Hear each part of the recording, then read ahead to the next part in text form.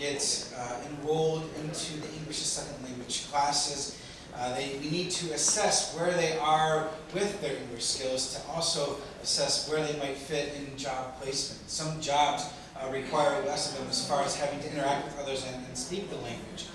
Also, whether or not they have a position in which there may be some kind of a licensure that they have to attain here in the United States, that all takes time too. So say for a teacher or maybe a medical professional, those require different licensures that doesn't match where they're from. And so in that meantime, they may be getting another job, say working at a restaurant or a car wash or in a factory, until they can get that licensure, until they can brush up on their English skills in order to be into that position that we're trying to get them into.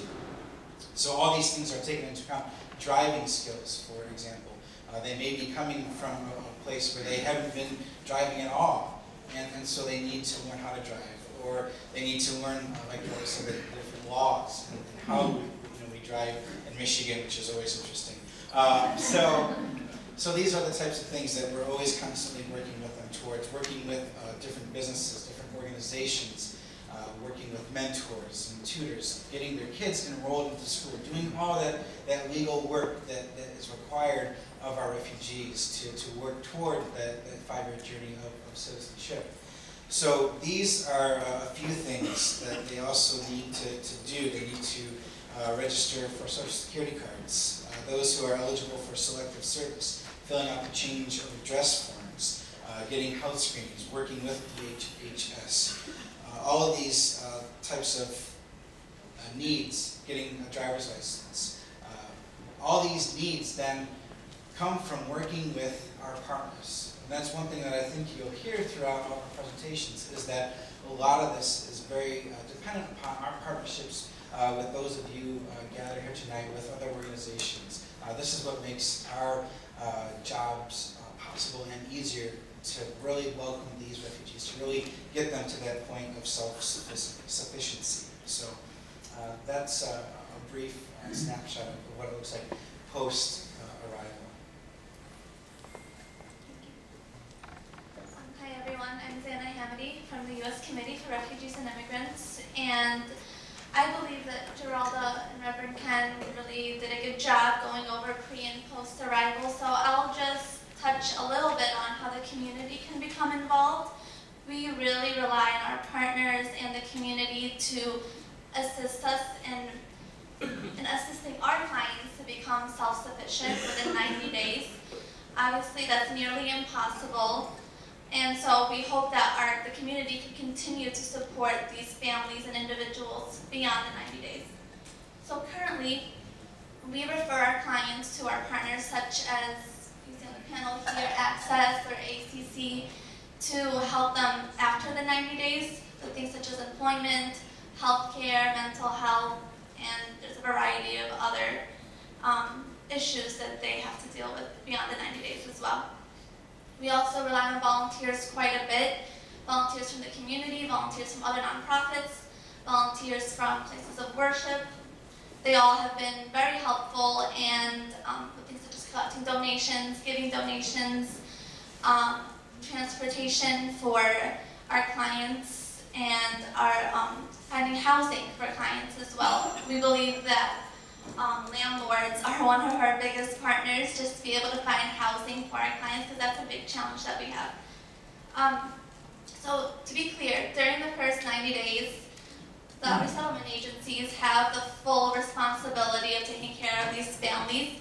Our volunteers and partners just help assist us with those things, because the responsibility is all on us. If anything goes wrong, it's all on us. So we hope that the volunteers can provide supplemental assistance to what we're already required by the government to provide. Further, our volunteers must also undergo background checks and sign confidentiality agreements, because this is a sensitive issue, and one of the biggest things that we must, as agencies, understand is confidentiality. That's very important to us and to the federal government as well. And our partners, and I know that we touched on it a little bit, and we're going to continue to touch on it. Currently, we have our service providers that have been really helpful beyond the 90 days and to help out with programs that we don't currently have right now, such as, for instance, mental health. We see that that's a problem, especially with Syrian refugees, and we've had partners that really assist us with that. Secondly, I touched on a little bit landlords. So if anyone happens to be a landlord, you can give any of us a call, and if you'd like to rent out to refugees, that would be incredibly helpful. Third, local, federal, and state governments have been very supportive, and we appreciate their advocacy very much. And as you can see, that we right now can take a breath of relief since the SAFE Act, I think it was called, SAFE Act, didn't pass in the Senate. So I hope that was our work and our advocacy to get that out of the way. And also community members, we consider them our partners as well, to help with a plethora of different areas, from donating to finding donations to mentoring families, and just lending a helping hand to the agencies that need it. So if any of you are interested or have an organization or a group of people that would like to assist us, just give any of us a call. I think you all have our information, and I will pass it on to Kristen. So my name is Christine. I'm from Bethany Christian Services. We have offices all throughout the nation, but in Grand Rapids is primarily where we are working with refugees. I thought it might be helpful to kind of give you some of the numbers and the big picture of the Syrian refugees that are coming. Out of the over 4 million Syrian refugees that are in the border countries of Egypt, Jordan, Lebanon, and Turkey, and there are 8 million that are internally displaced, minimum, inside of Syria. The US has committed to this year trying to bring 10,000 Syrian refugees to the United States. So I wanted to give you an idea of kind of where that's at right now. Over 25,000 have been referred for refugee resettlement. 7,000 of them, of that 25, are currently in a process of coming to the United States. But as Geralda mentioned, it's a very long process. Out of those 7,000 that are somewhere in that process of coming, only 162 are ready for travel. And these numbers, by the way, are as of Friday. So 162 are ready for travel. The majority of those are still waiting to be interviewed by USCIS. PRM, which is part of Department of State, they are going to do a surge processing operation to take place in Amman, Jordan, between February 1 and April 30 of 2016.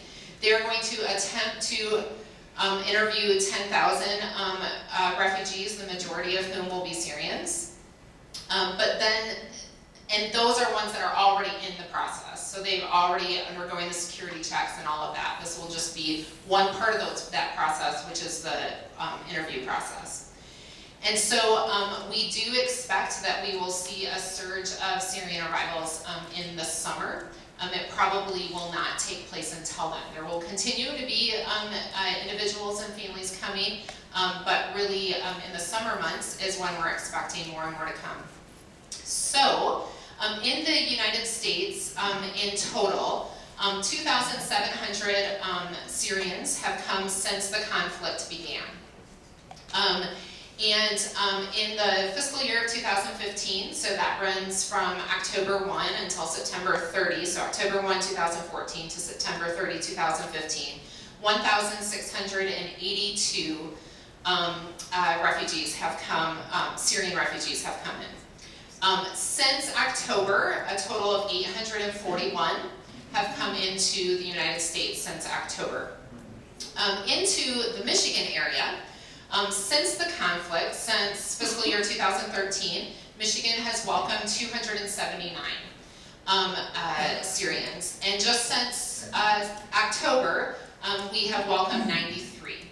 So 841 of the total into the United States since October, and 93 of those here to Michigan.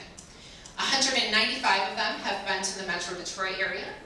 37 have been to Ann Arbor, Ypsilanti area, and 47 to Grand Rapids. So just wanted to kind of give you an idea of who's coming and where they're coming to. So hopefully that helps you with a bit of that bigger picture. Oh, do you want me to mention the minors? Sorry. Okay.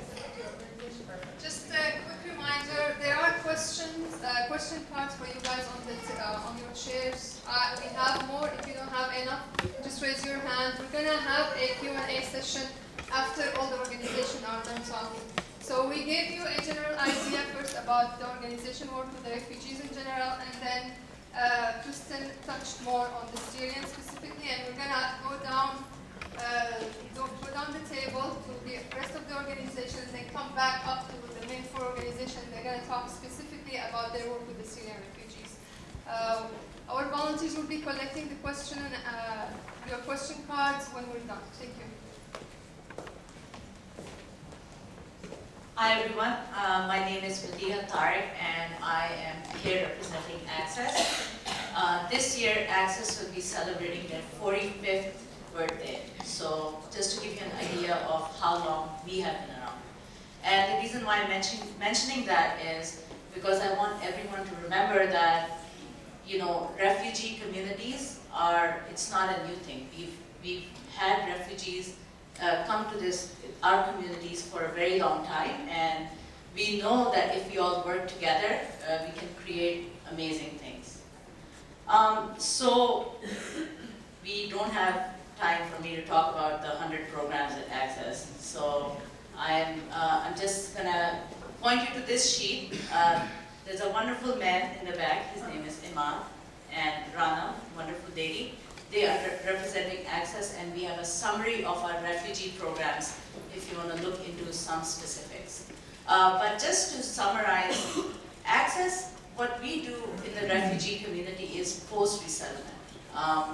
Our success stories are people who came here and these amazing organizations help them get resettled. But our success story is when they are successful new Americans and that they are giving back to the community.